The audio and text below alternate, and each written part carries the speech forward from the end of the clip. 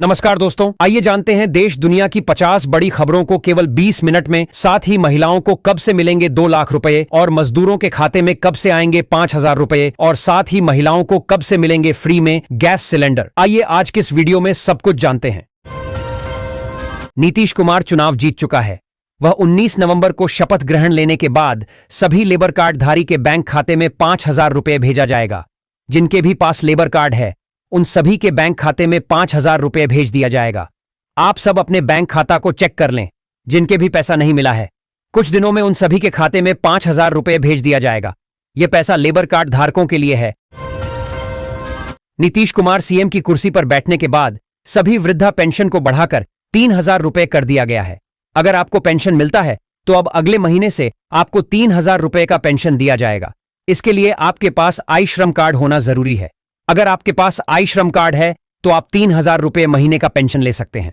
सरकार ने आई श्रम पेंशन योजना एक नया स्कीम लॉन्च किया है जिसके तहत आपको 3,000 रुपए का पेंशन दिया जाएगा। सहारा इंडिया में जिनका भी पैसा फंसा है उनको रिफंड मिलना शुरू हो गया है। नीति सरकार बनने के बाद सभी को 50,000 रुपए तक का किस्त मिलना शुरू हो चुका है।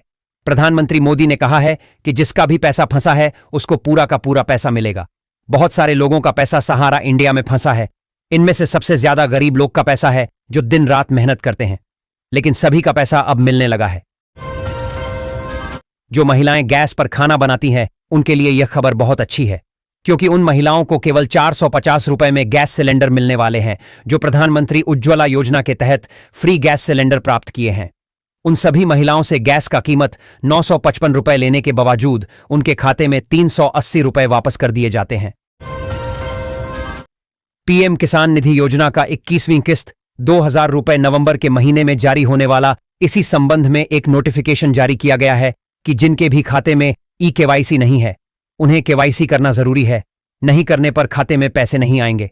इस बार सभी किसानों को अपने अपने बैंक खाते का ई-केवाईसी करना होगा।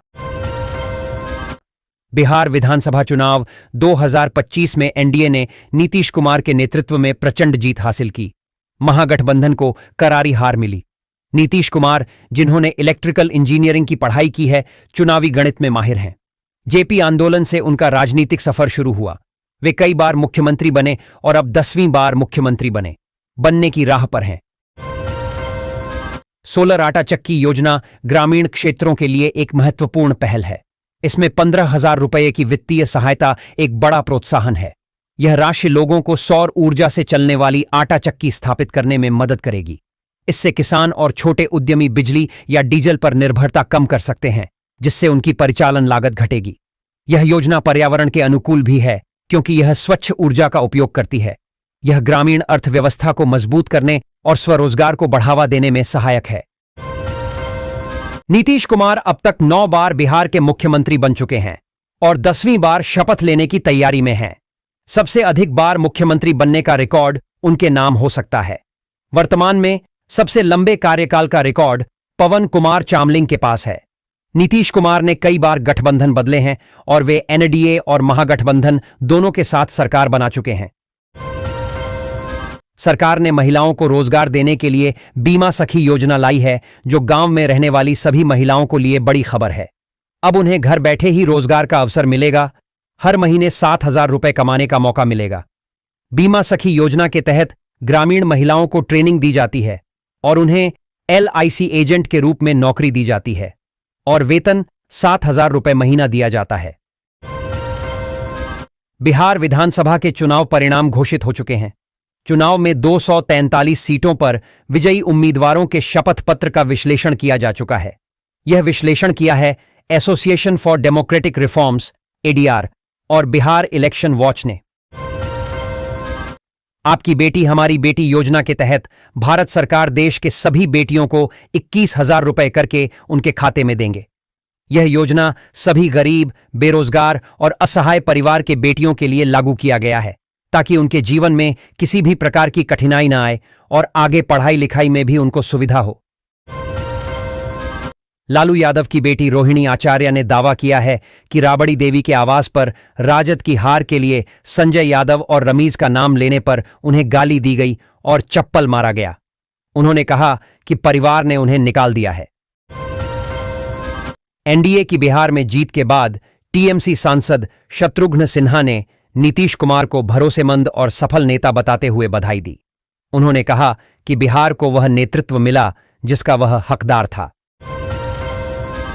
किसान क्रेडिट कार्ड के तहत किसान भाइयों को 5 लाख रुपए का लोन बिना ब्याज का दिया जा रहा है। अगर आप एक किसान हैं और फसल करने के लिए आपके पास अगर पैसा नहीं है तो सरकार आपको 5 लाख लोन देगी। केवल आपके पास किसान क्रेडिट कार्ड होना जरूरी है। अगर आपके पास किसान क्रेडिट कार्ड नहीं है तो जन सुविधा केंद्र पर जाकर जल्द ही बनवा लें। उसके बाद लोन के लिए अप्लाई कर दें तो आपको भी 5 लाख रुपए मिल जाएगा, वह भी बिना ब्याज के। मतगणना के बाद अब कांग्रेस ने सवाल उठाया कि जिस बिहार में मुख्य निर्वाचन आयुक्त ने चुनाव से ठीक पहले 7 करोड़ 42 लाख कुल मतदाता होने का आंकड़ा जारी किया था, वही मतदान के तुरंत बाद यह संख्या अचानक 7.45 करोड़ कैसे हो गई। निर्वाचन आयोग पर प्रक्रिया को जटिल बनाने का आरोप लगाते हुए दिग्विजय सिंह ने कहा, आपका पासपोर्ट आधार से बनता है और आप आधार से बैंक खाता खोल सकते हैं, फिर यहां आधार का उपयोग क्यों नहीं किया जा रहा है। बिहार विधानसभा चुनावों में एनडीए की जीत के बाद सरकार गठन की प्रक्रिया तेज हो गई है। चिराग पासवान ने बताया कि लगातार सरकार गठन को लेकर बात चल रही है। एनडीए ने 202 सीटों के साथ बहुमत हासिल किया है, जिसमें भाजपा 90 सीटों के साथ सबसे बड़ी पार्टी है।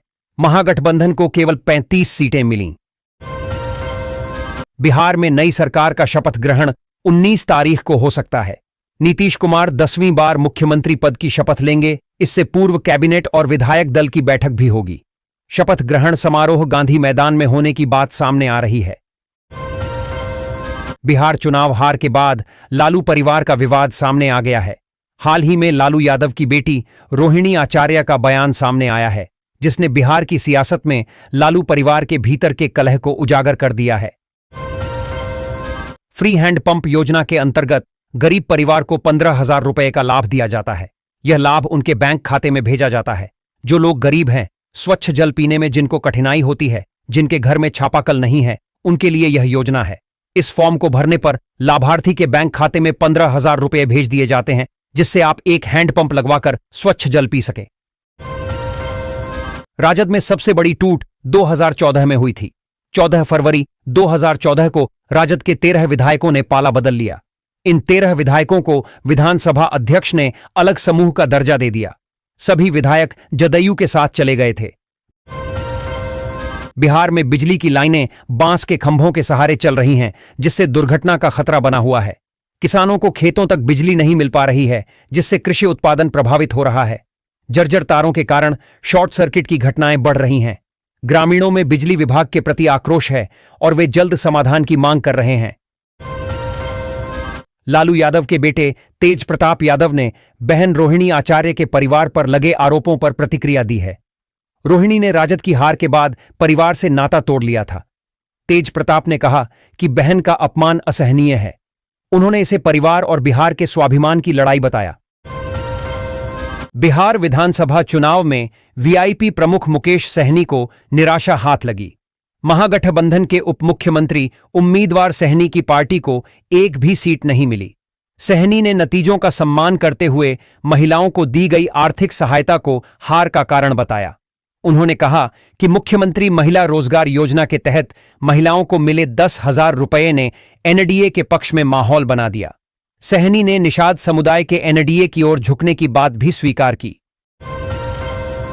बिहार में एनडीए की प्रचंड जीत पर मुख्यमंत्री नीतीश कुमार के बेटे निशांत की पहली प्रतिक्रिया आई है। निशांत कुमार ने रविवार को कहा कि उनके पिता को 20 साल के काम का इनाम मिला है। नीतीश आगे भी बिहार का विकास जारी रखेंगे। बिहार की राजनीति में उप मुख्यमंत्री पद को लेकर अटकलें तेज हैं। क्या विजय सिन्हा उप मुख्यमंत्री नहीं बनेंगे? नीतीश कुमार के मंत्रिमंडल में नए विधायकों को मौका मिलने की संभावना है। राजनीतिक विश्लेषकों का मानना है कि नीतीश कुमार का यह कदम बिहार की राजनीति में नए समीकरण बना सकता है। बिहार विधानसभा से गरीब विधायक गायब हो रहे हैं। चुनाव जीते 243 नए विधायकों में 218 करोड़पति हैं। 1 करोड़ से कम वाले 25 एमएलए चुनकर आए हैं। 2010 में 20% करोड़पति जीते थे। इस बार 90% हो गए। अब फ्री राशन के साथ आपको 1,000 रुपए हर महीने मिलेंगे। सरकार की ओर से नया गाइडलाइन जारी किया गया है। गरीबी और बेरोजगारी को देखते हुए सरकार ने यह निर्णय लिया है कि जो लोग गरीब हैं उनको फ्री में राशन भी दिया जाए और साथ में 1000 रुपये भी दिया जाए। वहीं पर कुछ लोग ऐसे भी हैं जो गरीब नहीं हैं फिर भी राशन कार्ड का लाभ ले रहे हैं। ऐसे लोगों पर कार्रवाई भी की जा रही है और उनका राशन कार्ड को बंद किया जा रहा है। बिहार चुनाव में प्रशांत किशोर की जनसुराज पार्टी को करारी हार मिली। पार्टी के राष्ट्रीय अध्यक्ष ने आज मीडिया से बात कर हार के कारणों का जिक्र किया। पार्टी के राष्ट्रीय अध्यक्ष उदय सिंह ने सीमांचल क्षेत्र में ध्रुवीकरण और सरकार पर आदर्श आचार संहिता के उल्लंघन का आरोप भी लगाया। राजद प्रमुख लालू यादव की बेटी रोहिणी आचार्य ने राजनीति छोड़ने का ऐलान किया है। उन्होंने राजद सांसद संजय यादव पर आरोप लगाया है। रोहिणी के आरोपों के बाद तेजस्वी यादव के दोस्त रमीज नेमत खान सुर्खियों में आए हैं। आइए हम आपको बताते हैं कि रमीज नेमत खान कौन हैं जिनका रोहिणी ने अपनी पोस्ट में जिक्र किया। कभी लालू प्रसाद यादव की मजबूती रहा, परिवार अब बिखर रहा है। पहले तेज प्रताप यादव और अब रोहिणी आचार्य ने बगावती रुख अपना लिया है। परिवार के इस टेंशन से राष्ट्रीय जनता दल आरजेडी के कार्यकर्ताओं के मनोबल पर बुरा असर पड़ रहा है, जिन्होंने हाल ही में पार्टी की बड़ी हार देखी है। बिहार में राजद की हार के बाद लालू परिवार में कलह बढ़ गई है। रोहिणी आचार्य ने परिवार और पार्टी से नाता तोड़ लिया है, जिसके बाद राजनीतिक बयानबाजी तेज हो गई है। भाजपा के कुछ नेताओं ने इसे सत्ता की लड़ाई करार दिया है और परिवारवाद का आरोप लगाया है। अन्य नेताओं ने भी इस पर अपनी प्रतिक्रिया दी है।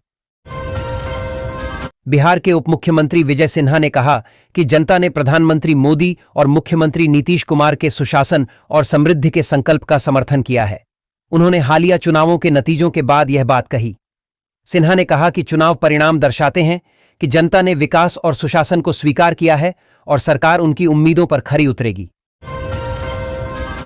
बिहार में राजद की हार के बाद लालू परिवार में कलह बढ़ गई है।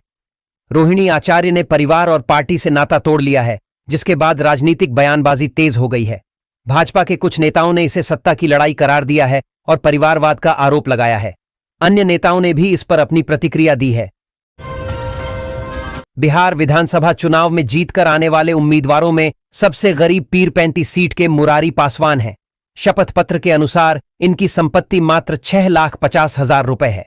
मुरारी पासवान ने भारतीय जनता पार्टी के टिकट से चुनाव लड़ा था। बिहार असेंबली इलेक्शन 2025 में एनडीए ने 202 सीटें जीतकर प्रचंड बहुमत प्राप्त किया। नीतीश कुमार 10वीं बार मुख्यमंत्री बनेंगे। भाजपा सबसे बड़ी पार्टी बनकर उभरी। चुनाव में 67.13% मतदान हुआ, जो 1951 के बाद सबसे अधिक है। यह चुनाव शांतिपूर्ण रहा, जहां कोई पुनर्मतदान नहीं हुआ। महिलाओं की भागीदारी ने एनडीए की जीत में महत्वपूर्ण भूमिका निभाई। एनडीए सूत्रों के मुताबिक जदयू और भाजपा विधायक दल की बैठक सोमवार को होगी। जदयू ने अपने सभी नवनिर्वाचित विधायकों को पटना पहुंचने को कहा है। उन्हें रविवार की शाम तक पटना आने के लिए कहा गया है। सोमवार शाम जदयू विधायक दल की बैठक हो सकती है। बिहार में एनडीए की जीत के बाद मुख्यमंत्री पद को लेकर अटकलें तेज हैं। जदयू के एक पोस्टर में नीतीश कुमार को फिर से मुख्यमंत्री बनाने की बात कही गई है, जिससे सस्पेंस और बढ़ गया है। विपक्ष ने चुनाव के दौरान नीतीश कुमार की वापसी पर सवाल उठाए थे, जबकि अमित शाह ने कहा था कि मुख्यमंत्री पद के लिए कोई वैकेंसी नहीं है। प्रधानमंत्री मोदी ने एनडीए की जीत को सुशासन की जीत बताते हुए नीतीश कुमार को बधाई दी है। पटना के कुम्हरार क्षेत्र में भाजपा का वर्चस्व कायम है। 1990 से लगातार 8वीं बार भाजपा यहां से जीती है। सुशील मोदी और अरुण कुमार सिन्हा ने 3-3 बार विधायक बनकर क्षेत्र का प्रतिनिधित्व किया है। कुम्हरार भाजपा के लिए एक मजबूत गढ़ साबित हुआ है, जहां मतदाताओं ने लगातार पार्टी पर भरोसा जताया है। बिहार चुनाव 2025 में हार के बाद आरजेडी में कलह बढ़ गई है। लालू यादव की बेटी रोहिणी आचार्य ने परिवार और तेजस्वी के सलाहकारों पर गंभीर आरोप लगाए हैं। उन्होंने कहा कि उन्हें पीटा गया और घर से निकाला गया। रोहिणी ने हार की जिम्मेदारी से बचने वालों पर निशाना साधा और पार्टी से दूरी का ऐलान किया। इस विवाद ने आरजेडी की एकता पर सवाल खड़े कर दिए हैं। बिहार विधानसभा चुनाव में आरजेडी की हार के बाद रोहिणी आचार्य ने परिवार से संबंध तोड़ने की घोषणा की। उनके आरोपों ने राजनीतिक हलचल बढ़ा दी है, खासकर संजय यादव और रमीज पर। जानें इस सियासी ड्रामे के पीछे की सच्चाई। कटिहार जिले में एक अप्रत्याशित घटना में 50 उम्मीदवार नोटा से भी कम वोट प्राप्त कर सके। कदवा विधानसभा क्षेत्र में नोटा को सर्वाधिक वोट मिले, जो दर्शाता है कि मतदाताओं का एक बड़ा वर्ग चुनाव में खड़े उम्मीदवारों से असंतुष्ट था। यह परिणाम राजनीतिक दलों के लिए एक सबक है कि वे मतदाताओं का विश्वास जीतने के लिए और अधिक प्रयास करें। इस बार विधानसभा में कई जाने पहचाने चेहरे नहीं दिखाई देंगे। सदन में हमेशा गूंजने वाली कई आवाजें अब सुनाई नहीं देंगी। राजनीतिक बदलाव के कारण कई अनुभवी नेता इस बार विधानसभा का हिस्सा नहीं होंगे। बिहार विधानसभा चुनाव 2025 का परिणाम घोषित होने के बाद अब विश्लेषण का दौर शुरू हो गया है। सत्ता पक्ष और विपक्ष दोनों के नेता अभी अनौपचारिक रूप से ही सही इसकी बातें कर रहे हैं। कौन सा फैक्टर कारगर रहा और कहां चूक हो गई? विपक्षी महागठबंधन के नेताओं के लिए माथापच्ची अधिक है। हर घर में एक नौकरी, जीविका के लिए स्थायी नौकरी और 30,000 रुपये देने जैसी घोषणाओं पर भी लोगों ने भरोसा क्यों नहीं किया, इस पर मंथन चल रहा है। बिहार चुनाव के बाद नीतीश कुमार के बेटे निशांत पहली बार सार्वजनिक रूप से दिखे। उन्होंने चुनाव परिणामों पर संतोष व्यक्त करते हुए कहा कि परिणाम उनकी उम्मीदों से बेहतर रहे। पटना के खुसरूपुर में देर रात पुलिस और बदमाशों के बीच मुठभेड़ हुई। इस मुठभेड़ में 25,000 रुपये के इनामी बदमाश के पैर में गोली लगी, जिसके बाद उसे गिरफ्तार कर लिया गया। पुलिस को गुप्त सूचना मिली थी कि कुछ बदमाश इलाके में जमा हुए हैं। जवाबी कार्रवाई में पुलिस ने भी फायरिंग की। भाजपा की घोषणा के तुरंत बाद एनडीए विधायक नीतीश कुमार को अपना नेता चुनेंगे, जिससे उनका फिर से मुख्यमंत्री बनना लगभग तय माना जा रहा है। एक वरिष्ठ एनडीए नेता के मुताबिक नई सरकार का शपथ समारोह बुधवार या गुरुवार को होने की सबसे अधिक संभावना है। बिहार विधानसभा चुनाव 2025 में जनसुराज पार्टी जसुपा ने भले ही कोई सीट नहीं जीती, पर भाजपा समेत एनडीए और महागठबंधन के लिए चुनौती बनी। 3.44% वोट शेयर के साथ जसुपा ने कई सीटों पर भाजपा की हार में भूमिका निभाई। चनपटिया में जसुपा उम्मीदवार ने 17% वोट हासिल किए, जबकि सहरसा में भी जसुपा ने भाजपा को नुकसान पहुंचाया। मढ़ौरा में जसुपा उम्मीदवार दूसरे स्थान पर रहे। सिलीगुड़ी में पुलिस ने एक पिकअप ट्रक के गुप्त तहखाने से 270 लीटर विदेशी शराब बरामद की। यह शराब सिलीगुड़ी से समस्तीपुर जा रही थी। पुलिस ने ट्रक ड्राइवर को गिरफ्तार कर लिया है और मामले की जांच जारी है। गुप्त सूचना के आधार पर कार्रवाई करते हुए पुलिस ने राष्ट्रीय राजमार्ग पर नाकाबंदी की और तलाशी अभियान चलाया। मुंगेर के भाजपा विधायक कुमार प्रणय के पास सर्वाधिक 1,70,81,95,842 रुपये की चल अचल संपत्ति है। वहीं दूसरे स्थान पर जदयू के मोकामा से विधायक अनंत सिंह हैं, जिनके पास कुल 1,61,73,708 रुपये की चल अचल संपत्ति है। बीजेपी नेता प्रेम रंजन पटेल ने लालू परिवार पर हमला बोलते हुए तेजस्वी यादव को परिवार और पार्टी में कलह का कारण बताया। उन्होंने आरोप लगाया कि तेजस्वी के व्यवहार के कारण आरजेडी आंतरिक समस्याओं से जूझ रही है। पटेल ने लालू परिवार में चल रहे विवादों के लिए भी तेजस्वी यादव को जिम्मेदार ठहराया। पटना शहर में वायु प्रदूषण का स्तर बढ़ता जा रहा है, जिससे हवा जहरीली हो गई है। राजधानी का समनपुरा इलाका सबसे अधिक प्रदूषित है। राजधानी में वायु गुणवत्ता सूचकांक 300 के करीब पहुंच गया है। प्रदूषण के कारण लोगों को सांस लेने में तकलीफ हो रही है और प्रशासन इसे नियंत्रित करने के प्रयास कर रहा है। मुजफ्फरपुर के एसकेएमसीएच स्थित मातृ शिशु अस्पताल में ऑक्सीजन प्लांट बंद होने से मरीजों की जान जोखिम में है। अस्पताल प्रबंधन ऑक्सीजन सिलेंडर के सहारे मरीजों को ऑक्सीजन दे रहा है। प्लांट को ठीक करने की दिशा में कोई ठोस कदम नहीं उठाया गया है, जिससे मरीजों के परिजनों में चिंता है।